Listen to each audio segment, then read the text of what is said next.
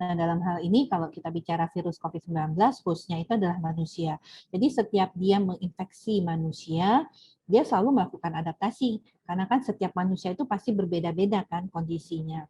Nah, mutasi-mutasi inilah yang kemudian baru bisa dibaca dengan suatu mesin khusus di mana mutasi itu kan melihat protein-protein yang berbeda ya. Jadi seperti melihat DNA atau RNA-nya yang berbeda-beda seperti itu.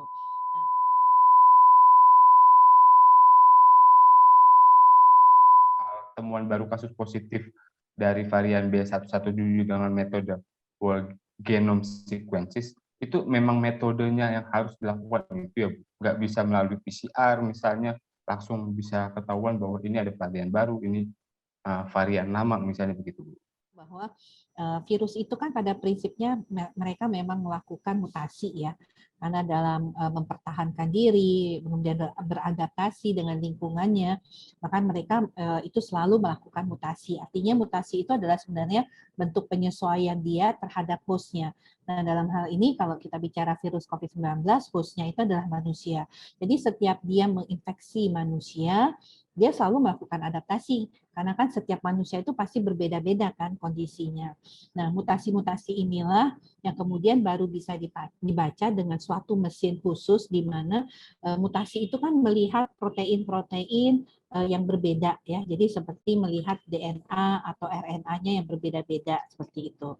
Nah, dan merinci sebenarnya protein-protein itu susunan proteinnya atau yang kita sebut sebagai pita-pita protein itu yang berbeda ya.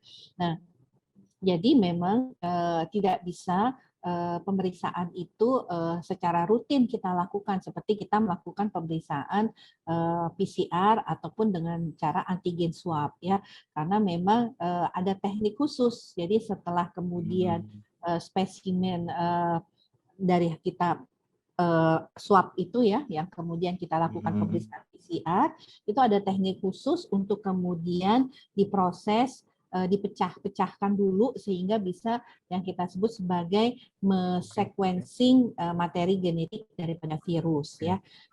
Jadi memang tidak bisa rutin dan itu juga WHO sangat paham, makanya kemudian pemantauan terhadap adanya mutasi dan adanya varian virus baru COVID-19 itu dilakukan. Nah, jadi kita mesti mengenal juga bahwa yang disebut varian itu adalah sekumpulan dari beberapa mutasi yang terjadi pada sebuah virus. Memang normalnya itu dilakukan berapa kali dalam sebulan kah Ya. atau seperti apa Bu?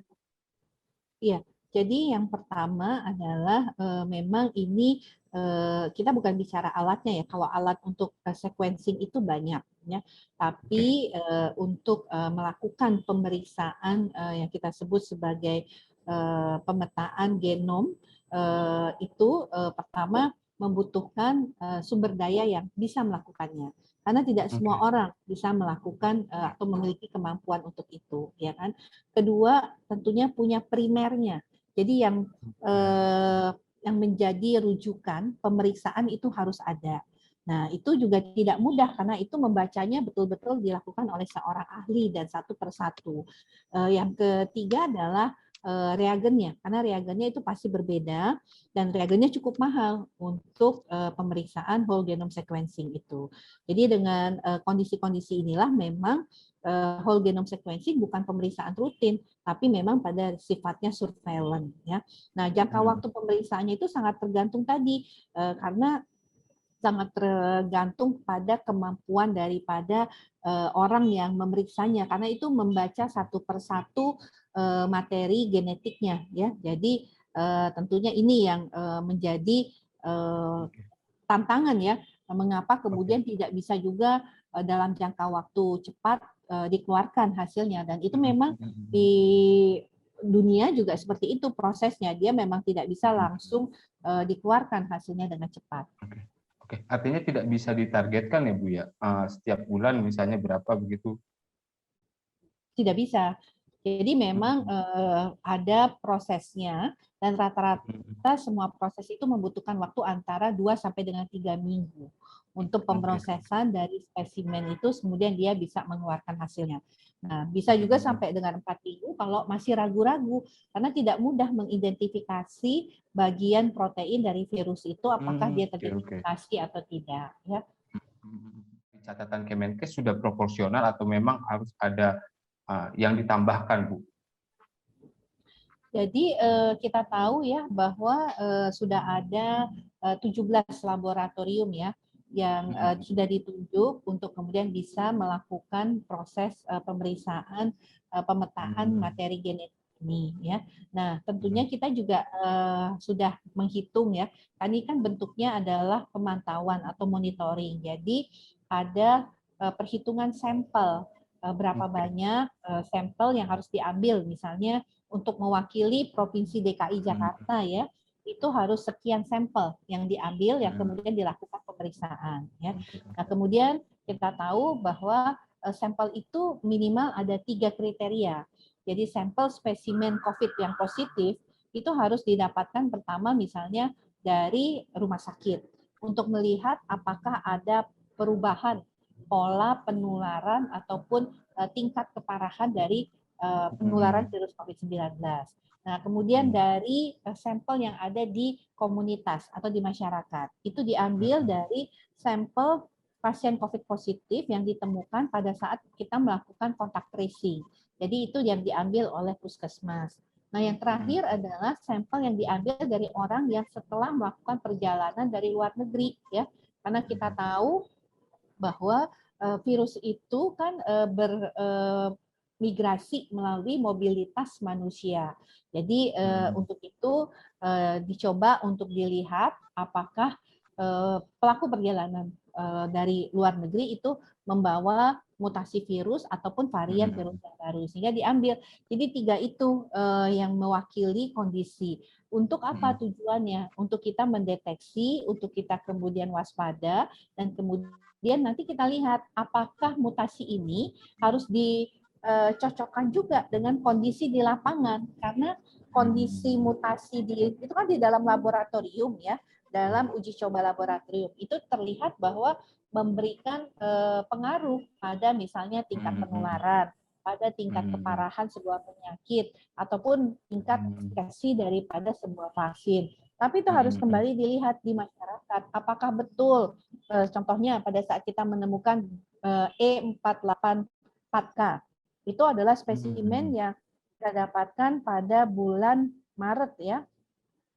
Dan kita tahu bahwa setelah Maret tidak ada ditemukan kasus dengan mutasi E484K kembali ya. Yang kedua adalah kita lihat sebenarnya penurunan kasus konfirmasi maupun kasus aktif serta kasus yang meninggal kan memang menurun. Berarti memang mutasi ini tidak berpengaruh pada situasi di lapangan, khususnya situasi epidemiologi. Nah, itu yang kita lihat. Di tahun 2021 memang sudah ada berapa varian, sudah ada berapa mutasi virus COVID-19, Bu? Kita tahu kan, jadi di virus itu kan satu dia mengalami mutasi. Nah, mutasi itu bisa satu atau bisa juga banyak atau multiple ya. Nah, kalau dia satu mutasi itu yang dikenali dengan seperti kita tahu bahwa ada E484K, ada D641 ya, dan kemarin ada N453 ya yang kita tahu. Itu mutasi.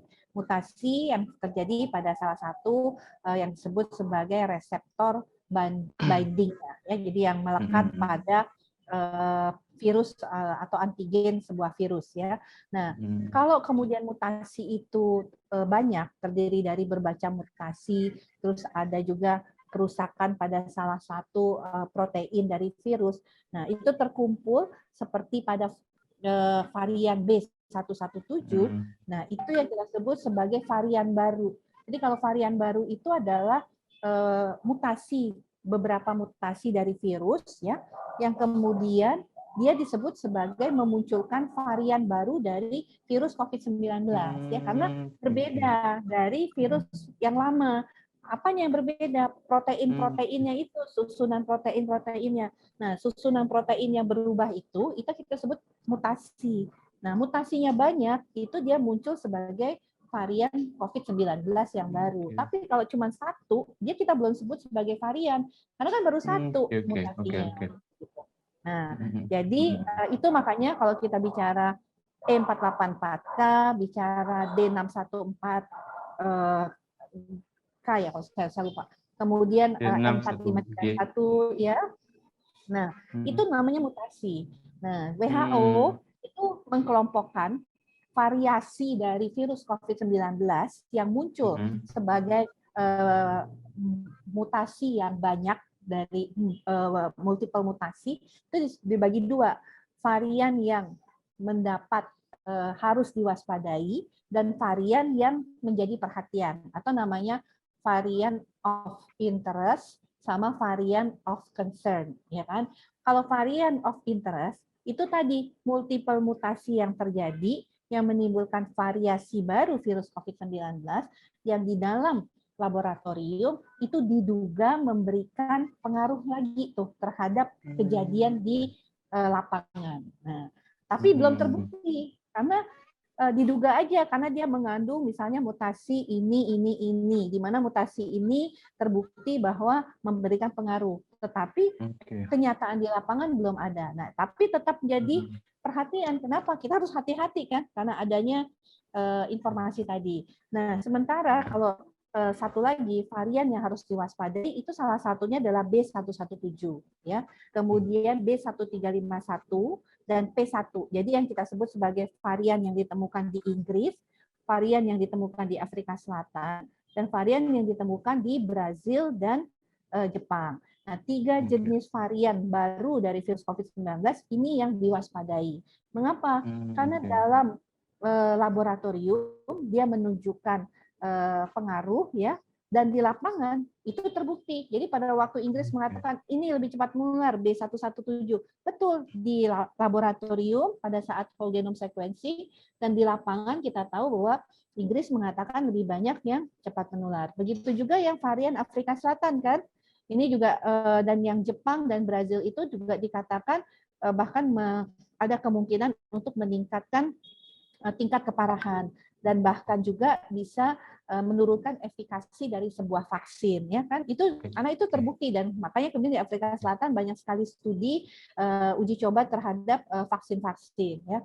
Nah di Indonesia sendiri kalau mutasi kan tadi kita tahu ya ada E484, D641, N45 itu banyak sekali sudah ditemukan Indonesia ya. Kita bisa lihat di laporan GSAID-nya. Tapi kalau varian kita baru menemukan 10 kasus dengan varian B117. Oke, artinya yang harus ditegaskan di sini masih dalam bentuk mutasi ya Bu ya. Tapi sampai saat ini penularan B117 itu masih terkendali karena kita melihat bahwa dari orang-orang yang pernah kontak dengan kasus B117 itu semuanya kondisinya sehat dan tidak ada kejadian yang berbeda ya, artinya tidak ada kemudian banyak orang pada waktu tertentu itu semuanya menjadi lebih cepat sakit dan kemudian dalam pemeriksaan ternyata dia positif B117 itu tidak kita temukan ya. Jadi kita mengatakan bahwa dia masih terkendali. Nah, tetapi kita tetap harus waspada karena kan data sudah menunjukkan bahwa kita harus waspada dengan varian ini seperti itu. Sudah kita tahu kemarin terakhir saya mengumumkan di bulan Maret itu ada 7 kasus, sekarang ini sudah ada 3 lagi. Tetapi artinya secara kenyataan di lapangan kita tidak melihat perbedaan ya, malah kita sekarang kan melihat adanya penurunan kasus COVID-19, penurunan kematian. Nah itu kan berbeda tadi. Harapan kita tentunya ya kondisi ini tetap berjalan seperti ini.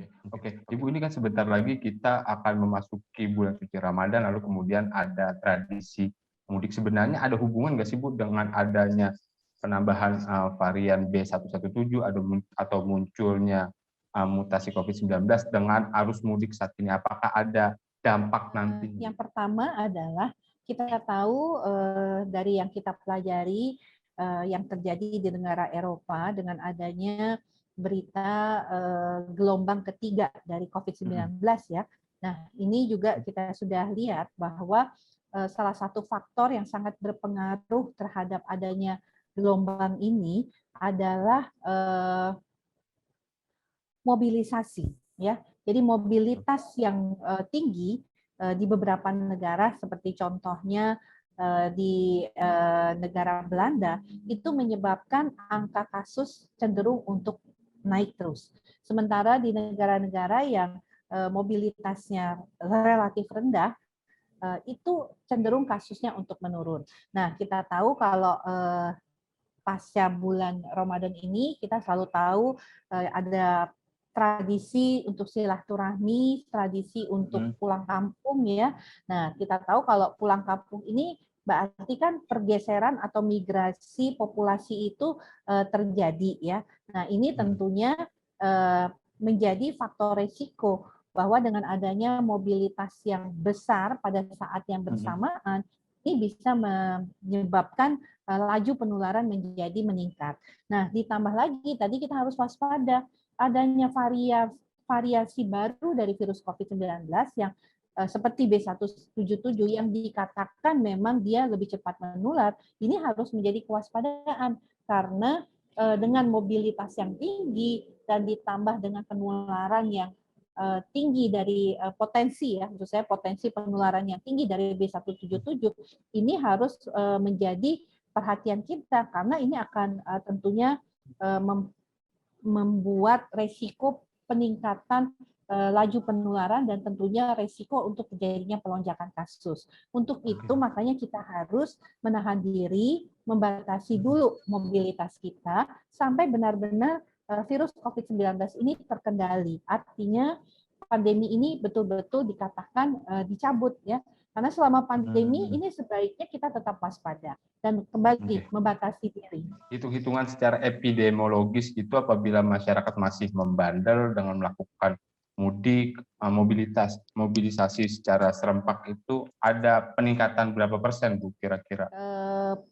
Setiap yang terjadi ya kalau melihat apa yang kemarin terjadi setelah liburan cuti Natal dan juga liburan bersama di akhir tahun kan kita mengalami peningkatan yang luar biasa ya dari kasus COVID-19 ya yang kita lihat itu adalah misalnya dari kasus yang hanya 5.000, 6.000 per hari itu bisa menjadi 15.000 ya.